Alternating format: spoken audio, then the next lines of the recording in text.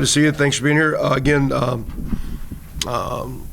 Gave up a lot of big plays last week in the passing game in particular. I thought our effort, tackling, playing hard. Thought we, did some good things, but just gave up, and didn't bust coverage. Just flat out got beat, got run by man to man a couple times. Just didn't match up well. Probably didn't put some guys in very good positions. As always, though, you got to stop the run. We weren't trying to stop. I know last week, Ollie gets a lot of notoriety. We're kind of playing the structure of the defense to stop the run, which you always try to do. This week we're playing an air raid team. With Coach Cumbie's crowd. He's an old, Mike Leach quarterback protege. Same thing with Eric Morris, North Texas. Those air raid guys, you still got to stop the run when you play those guys. And so, we just got to be better in that way. Thought the effort, though, was really good. Offensively, there's some good things. We didn't throw particularly well, basically throwing for 50%. The third down conversions the last 2 weeks have been in the 30s. We've given up 50. But you look at that game, the turnovers are even. We gave up 2 sacks. They had none. Bottom line is we had to go 362 yards to score 1 touchdown. And for every 92 yards, they scored a touchdown. So they get 6 touchdowns. We get 1. We didn't make a lot of big plays. Thought the kids battled. Came out of it healthy. Good go last night as we started prep for La Tech. Back-to-back road trips, very similar. We've had this experience once before, now going to Arkansas State. So playing a quality team. Got to keep growing, like your guys, and not going to get into a negative vibe with this team. Good group of guys, but we got to get better. Played a lot of young guys. I think we played 67 guys in the game. Looked out the last couple of drives. We had 9 true freshmen, a redshirt freshman, a walk-on playing defense. I think we played 9 receivers. Played freshman Brody Duffel, got his first work at offensive tackle for us. Did a nice job. The 2 young running backs, Byron and Lloyd, are doing well. Played the young receivers, and even those young guys like Joe Williams and Jacob Emmers are in there in the first drive. So playing a lot of those guys early, and that's good. That's the gist of what we did. We recruited well. We got to play those guys.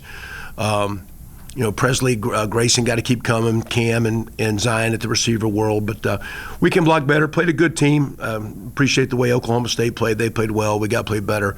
Big challenge, La Tech. I don't get it. Any games are, quote, must wins, but we're sitting here at 1-2, and there's a lot of teams in our conference that are kind of that similar place. And where do you go? How do you keep growing? Our deals, we got to keep getting better day after day, week after week. So I'd like to see us grow, and what I think is going to be potentially a really good game at 6 o'clock down in Ruston. So looking forward to the challenge, and like I say, tough outing as far as the outcome, but great crowd. Thought we had a lot of Tulsa folks here, great atmosphere, everything good except giving up some big plays and letting the score get out of hand last week. Coach, what kind of are there any similarities between what Louisiana Tech does and what Oklahoma State does on offense? In my world initially, I kind of started looking initially because I'm kind of an offensive guy at their defense. So have looked at it a little. It's a little bit more where Oklahoma State will be getting some bigger sets and 12 personnel sets and feature the running game. These guys are going to run it, but it's going to be more out of true. Not 10 personnel, but the tight end's going to be flexed out a lot more. They will, again, they're up 17-6 at NC State last week. Their one receivers, I think, averaging about 37 yards a catch. Their tight end guys are a really good player. Sonny and their offensive guys know what they're doing. A little bit more of an air raid crowd where I think, Oklahoma State, like ourselves, has some air raid concepts, but has evolved with, tight ends and other personnel groupings and a little bit more run. There will be a lot of RPO. There will be a fair amount of screen game that La Tech can always present with, whether it be the bubbles or the now screens or the jailbreaks and slow screens. There'll be the little shovel pass that Coach Leach used to call it F4 and F5 shovel back in the day. So, I think in time watching what Coach Riley has done and some other guys that are quote in Mike's coaching tree of offense, I think you see some of those guys maybe emphasize the run a little bit more than Mike did. I think Mike would like to have played a game and thrown it every play. You see where Sonny knows from a protection standpoint, moving the ball, you got to get the run game going. So it's not exactly. We all do the same stuff, but I think the things Oklahoma State emphasizes with outstanding receivers and a run game is a little bit different than this week. You'll get more of the traditional, Texas Tech, Mike Leach air raid kind of thing. Y'all have 1 sack in the last 2 weeks. Is that more of a schematic thing, or is that, or is it a concern level for Well, you? to me, it's always been a little bit of concern because we got a blitz to get home, and our D line I think is playing well. But sometimes with the length of our guys or speed, can we get off and beat a guy in the one-on-one pass rush situation? Now, offenses have gotten very good at ball out of the hand, and so sometimes it's maybe not how many sacks you got, but how many times you disrupt the quarterback. Is he able to just stand back there and throw on platform and throw on time? And again, for example, we did not have any sacks until this past week, but I didn't think our protection was very good several times. I thought Kirk could feel the rush a few weeks ago when we played Arkansas State, even though there wasn't a sack on paper. So you could say we're not giving up sacks. I thought our protection needed to be better. So, we've got to cover them up better, but we got to find ways to get to the quarterback. And if you pressure, you're hanging some coverage guys out. If you don't pressure, you're sitting there and maybe the guy has too much time. So we're still a work in progress with that. I guess there's the famous stories of people having funerals to bury bad losses and lighting game film on fire. Do you do anything special to go overcome a tough loss and kind of get going back for the next week? No, I mean, to me, a loss is a loss. For example, like Arkansas State hurt because I thought we gave that one. They're a good team. I think they showed that last week how they played in a close road game against a good team last week that they played. But I thought we gave that one away, and I thought we didn't play hard in the second half. I thought we played hard in this second half. Unfortunately, we let some guys just flat out run right past us. You're sitting there playing man-to-man, and you're 12 yards downfield, and the guy's already 4 yards past you. So my comment to the coaches are you're going to either have to back them up or play some different guys or play some different coverages and find some way to help them. And if you help the coverage, does that now give them a little bit more time because you got to pick your spots and calculate when you blitz. Because when you blitz, now you're even in the zone coverages when you blitz, it's more one-on-one matchups. And so, I was grateful for the opportunity, the crowd, the experience. Whether we lose by 1 or lose by, 35, we lose. So we weren't trying to play it close. At the end of the game, we kicked a field goal, and I heard over the headphones, well, at least we'll stop a shutout. I said exactly, I don't care about a shutout. We just missed a field goal, and I want to see if this guy can make one. Because I want to see if we can protect the field goal because we got one block. So to me, I'm trying to get better right now. I'm not trying to skew any points. I'm trying to get better. And that's why I kept saying play the young guys. We played a lot more guys in this game than we did Arkansas State. And it was against a better opponent, and it was a better atmosphere. And it was kind of, you got a lot. Elijah Green was recognized as one of the defensive players of the game. And I kept telling the guys, play the young guys. And so all of a sudden, you got 2 true freshmen standing out there. Now, those guys are bigger, and they got some talent, but they're young. So, to me, every loss hurts. And that one's big because there's a lot of Oklahoma State people in this area. We take a lot of pride at Tulsa wanting to match up and do so well in those games. And so cosmetically, the score is embarrassing. But the effort, to me, I thought was what we wanted. The atmosphere, I was grateful. After the game, I told our team, I said, you better be grateful that you got this day in this stadium today. Because how many times is that stadium like that since you guys cover? And I know you can say it's a lot of their fans. I saw a lot of blue there. And I'm disappointed we didn't have a better cosmetic outing. But ultimately, we're trying to build this thing to win. And like talking to Coach Gundy before the game, he said, you're on a 4, 5, 6 year deal sometimes to get it right, to get the bodies right. And in this day and age of portal, all of a sudden, some guys can leave you, get, quote, poached. And so how do you keep developing what you're trying to develop? So to me, I was very positive with the team. I wasn't as positive last night in a 2-minute drill because I thought we were going through the motions, which I'm not going to do. And if we're going to do that, then I'm not going to come in and I'm not going to lower my standard of how we're going to practice, how we're going to work. And we gave up 4 or 5 huge pass plays. Huge pass plays. You take those out, the game looks a little bit closer. You can say, hey, you hung with them. When you score 1 touchdown, you're not going to win a football game. You cannot win football games if you can't score 30 points. And 30 gives you almost a chance to win. If you want to win, you better push 40. In the last 2 weeks, we haven't done that. Chris Thompson's coming in here later this afternoon. And one of the reasons why some of the guys I'd like to get to, you guys have this thing called class. So if you guys would really like to speak to someone, talk to Jared going forward, because I suggested a couple other guys I thought would be stories that have regional impact that y'all would like to. So maybe we're going to have to grab them because we do have Monday is a big class day. And a couple guys I suggested, and Chris is playing well. But if y'all want some other guys, I'll get some guys for you. I'm trying. I'm trying. What do you have to see in a player in the portal to bring in someone who has limited eligibility? Well, to me, we're only doing that looking for a position where we feel we got a void, like we didn't get in our first class a large number of recruits, and previously some guys that were kind of heavy graduating, and there was just a void, and like we thought we had good tight ends. We didn't even look at one last year because we thought we had a couple guys coming back. We thought with the running backs coming back, and we signed a couple good ones, we didn't need a running back. We would not have taken a quarterback except Cardell had an injury. So to me, when we're looking at a transfer guy, we think there's a need to play. And we just thought we lost 3 or 4 linebackers last year leaving out. We thought we were going to be young. We had recruited okay. I like Mario White and Aquavius Dunbar, 2 young guys. Elijah Wilson got a lot of play time. C.J. Turner's injured right now. We just thought if we're going portal, we're not promising playing time, but there's a void, there's a hole. And we need you to kind of come in. And most of our portal guys have. So, and some of the best portal guys we're getting are guys that have actually played like Chris, but he's playing special teams and part-time playing. He wanted to play a lot more. Miles Jackson was doing the same thing. He was in the rotation, wanted to be a profile guy like Ben Kapinski was last year. So that's a part of our sell. And a part of us in the recruiting is we're building this team through development and high school recruiting. We'll use the portal to address a void because a position hadn't panned out, or somebody left us high and dry, and we got to try to do the best we can. We also then are going to try to get guys we think that fit. So we're going to look hard at that transcript and do as much background. I knew Chris. We actually recruited him when I was at Ohio State. He came out as a big safety. And I think Chris being here, he's kind of learning how to play linebacker. He was an older guy. I think him being here and getting a lot of playing time is going to help him. He potentially has 2 years. So he can, at the end of this year, be done. He has 2 years. Zach Marcaselli and Gavin only have 1. Talk about lineup changes.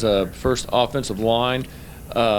Marks moved over to right guard. You had Carpenter at center and Burnett at tackle. Yeah, we thought we were struggling at the tackle spot the last couple games, and with Ender and Bennett Ringley, a young guy. And we just thought maybe Ray would be a little bit more steady. We do think Ty's one of our best players in Kaysen, so was trying to get them guys on the field, but we thought we needed a little bit of help at tackle. And Ray had played that some, and I'm trying to get Coach Fry to kind of get him settled in and start getting a little continuity and consistency. We've kind of, like I say, we're a work in progress here. Like I said, we did get Brody out there at the end of the game. We did play 11 linemen. We're going to have to play a little bit by committee as we go. But I think going forward, we'll now if there's an issue at center, Ty would be the second center. And we would kick him back over to the center spot right now. But Ty or Kaysen are the centers. We think those are 2 of our best 5. Okay. And then it's just finding what we think's the best tackle combination. I think Caden Stanton's getting a little bit better. He's an athletic guy, trying to grow, gain with some confidence. And Ray played a lot of tackle last year. I think Greg just kind of felt, just watching the play where we were, that we need to ride that horse a little bit here and see what we can get out of it. So probably go with that again this week. That way, and based on practice, and let's keep doing well, and we're healthy coming out. But we'll see going forward. And again, Bennett did get in. Ender got in and played as well at the tackle spot. Brody Duffel got in at left tackle. Young Bear's playing the left guard. So again, I think we're going to end up playing probably about 8, 9 guys most games, just to kind of keep some of them a little bit fresh and to kind of enhance and bring along some of these young guys as we keep trying to develop them. Okay, and also I noticed last week, I don't know if it had been the week before, but deep snapper Caleb Matthews was. Yeah, he's done a little bit better at the field goal snaps than Parker has. So I think he's doing the field goal for the most part, and Parker Stone is doing the punt snaps. Okay, and talk about getting a guy like Elijah. Do you expect him to play more this Elijah week? Green? Yes. Possibly. We'll see how the week of practice goes, but we need to. We need to be better. And like, how do we get better? We got to generate, like we're talking earlier there with Mike, some pass rush. So can our 4 guys do it? We got to blitz. If we do, then what's the coverage issues that we can do to get to? I did think we got to some stuff later in the game that helped us a little bit, but it's one here. Bottom line is, an old coaching saying, the guy said, what's the difference between a guy who can't do it and a guy who won't do it? And like some guys maybe just can't. You guys, coaches, you got to put them in good positions. The worst thing to do is come and say, here's my notebook. Like, no, what can the guys do? And so sometimes to me as coaches, I think it's my responsibility utmost. But then the staff, you got to put guys in good positions. And if a guy can't get a job done, you either got to help him or find someone else. And initially, and we got a great group of guys, so my deal is as coaches, let's find some ways to help these guys. So if you help coverage, you got rush issues. You want to get after the rush, you got coverage issues. How do we balance that and continue to give ourselves a chance to go on the road and get a win this week? And also, with your young receivers, they playing early, and Williams almost came up with a couple catches. I mean, just growing pains and getting them, keep throwing them out there and expect them to play more, perhaps. Well, I think they need to play. I mean, Coach Switzer just gave me a list of I think between Cam Benjamin and Zion and Grayson, they're between 120 and 170 snaps already. And that's a lot of ball. And the young guys are playing 25, 30. What's your kicking team value? Now again, you got to practice well, but if you keep going to the well over and over, you can ride that horse to death. So they got to come through. They got to play. I keep telling them a lot of times that's a high school play in college. We played against a very strong, mature team. And when we're talking about weight room and getting strong, that one receiver looked like he was about 230. He's piped up, strong guy, and you're sitting out there. Again, when I showed up here, there were two skill guys who weighed less than 150. Okay, so you got to get stronger, and that's one of the emphasis I made after the game and on Sunday when we're talking about hitting the weight room now or eating properly now. And as you get in the off season, it's always about physical development, and so somebody's got to physically develop. Now, again, I mean, to date, I think it's the position coach's responsibility. And for example, we caught a reverse the other day, and a lot of times we would do that with Cam. And Coach Schwitzer's like, Cam's, I said, don't worry about it. Give it to 12. Let's see what he can do. I mean, sometimes we threw a go ball to Joe. He didn't come up with it. Well, that's a college DB going now. You're not playing on air, and you got to be stronger. And sometimes we can talk about it, but you just got to get out there and feel what it feels like and grow. Like you say, we grow through it. And we're going to have to. With what we've got, there's not the resources where you're going out and you're bringing in players because you've got the dollars to get guys. We have to develop guys. And that being said, you're going to have to play a lot of them. And I keep encouraging our coaches. I don't make them. I don't make the substitutions. But then I was taught a long time ago as a coach, when the guy's out there, you got to be smart but call plays. And sometimes you got to play through this young stuff. If a guy, I'm not going to, okay, well, Joe's in, don't throw it. And I'm going to throw it. A week ago I thought with Cardell, and I need to throw one on a third and short. It didn't work out. So we got to keep being aggressive. We got to keep playing these young guys. And sometimes there can be some growing pains, but there's a lot of talent with those young guys. And I heard a comment, some guy said, well, we scored at the end when they had their backups. Well, those were our backups. That was our backup O-line. That was our backup. There was 9 freshmen getting stops, 9 true freshmen, which was exciting to me because they need to play now. Are we going to start those guys? No. And Miles and Ostrowski and Newhouse, those guys got to play. But getting Mason Fleming on the field and Jackson Lee and Will Upshaw and Will Smith, we got to play those guys. And that's going to be one of the arches we go through this season. And it's going to be a challenge. This league's pretty tough, but this is going to be a tough game here. But we're going to have to play the young guys, and we're going to do it. If they want to pick on them, so be it. That's the cards we got right now. Yeah, you guys did a good job getting into Oklahoma State territory. The majority of your drives were there. Anything you noticed on tape of not finishing those drives, maybe? Had a couple, and we only have 4 penalties, but we get a personal foul that takes us from a 4th and 5 to a 4th and 20 where we come up 2 yards short. We had a procedure glitch that got us and took us out. We missed a field goal. So, but bottom line, I don't think our third down and red zone play has been as good the last 2 weeks. And that was we point out to the team yesterday, for every 92 yards they scored a touchdown, for every 362 yards we had to go down, back, down, and almost back to get pay dirt. And this game is, you got to score like what are we averaging? Low 30s right now, and that's in the bottom half of college football. That's not a high number. When I played, our goal was 27 points. We thought that was a beautiful deal. You score 27, now you're losing. We're going to lose at 27, and we're going to play better defense, but we better, and we must. But a good defense is not. It's hard to hold people under 17 and 21 points now. So you've got to score, and we call better plays, yeah. Execute better plays, yeah. You got to run the ball a little bit tougher in those scoring zones because the zones get a little tighter in the pass coverage. Sometimes that's where the running quarterbacks can help you out a little bit, but we've got to execute better in third down. 2 weeks in a row below 40%. And in touchdowns, we have yet to have a red zone kicking stop. Every time a team has gotten red zone score, that's not winning football. We've got to get red zone stops, and you don't win games. We will not go on the road this week and win a game kicking field goals. If it is, it needs to be the last play of the game to win. If you're kicking field goals during the course of the game, you're going to lose. Nothing, no disrespect to field goal kickers. In the NFL game, there's a boatload because nobody can block them, nobody can score. There's a lot of field goals. In our game, there's a lot of grass, the quarterback run game. Everybody's scoring 35, 38, 42 points, and we got to be one of those teams. And we got to be it without no huddle tempoing. Sorry to cut you off there, because if we do that too much, we're going to stress that defense out.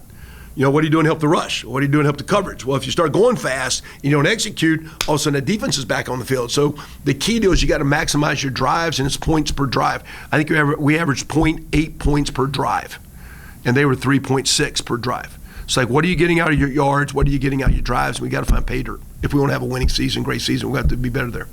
Great point. Talked a lot about the wide receivers, obviously, in the passing game. What about tight ends? I know they haven't been as involved lately. And not by design. We actually, one of them we had a procedure. That's one of the red zone penalties. It was on a tight end procedure. Had a few things going to them. I mean, they continue to play well. I think it's one of our best groups. Luke had a little bit of a setback, a small setback last week in practice, and Cowboys been a little gimpy. But we need to get Connor's proven that he can make some plays. Luke can too. And be nice to find ways to get them going. We did get some bootleg perimeter game going. We got to keep finding ways to help the quarterback. But the more people we can get touches to, the better. We're not trying to make them happy, but the more we can do, the better we're going to be. Everybody good? Appreciate you being here. Have a great one. See you guys.